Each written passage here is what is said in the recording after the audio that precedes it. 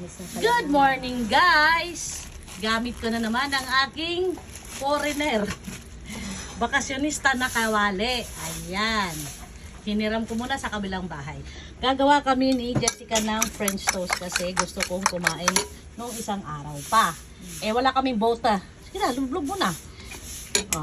Ito guys, may mixture na itlog. Yeah, I have. Nilagyan ni Jessica ng fresh milk at konting asin. Wala lang kami cinnamon. Hayaan mo na. Nakalimutan ko rin kahapon. Ayan. Oh, yan. Ang nilakasan, masusunog.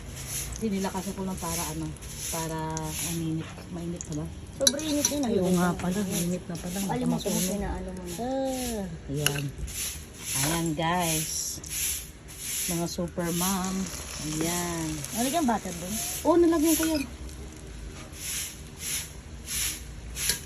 Habang naliligo ako, Jessica, tutuin mo tong chicken fillet. Yung papalaman mo?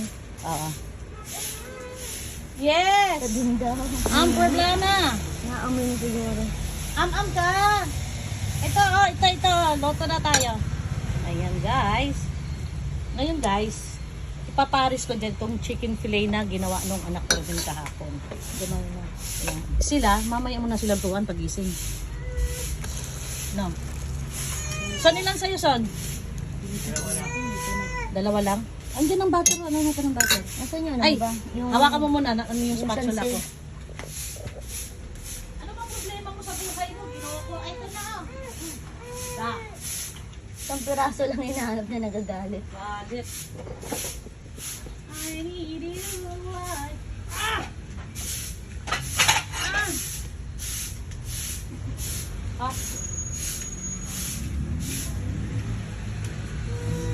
Try mo. Yes! Oh. Yan. I-flip mo na nga. Tingnan natin. Baka Wala sunog pa. na. Nito lang yung butter. Naglagay ng butter. Hindi kasi pantay yung natin. Paayos mo kay daddy. Doon naglagay yung dito banda. Bili mo na din ng bawang. So, Hindi na. Mamadali na tayo eh. wala pa. Lagyan mo pa ng butter sa gilid. Ang gamit naming butter ay, pangalan yan? Queensland Butter! Queensland Butter. Ayan, para dalawa lang binati ko guys kasi kami pa lang naman ang kakain. Dahil kami ni Jason aalis ng maaga. Hayaan mo muna wala Wala pa. pa. Baka sobrang hina naman ang apoy natin. Tama na yan. Bakit? Yan. Nagtatawag na isa. So guys, ito namang customer ko guys na naghihintay.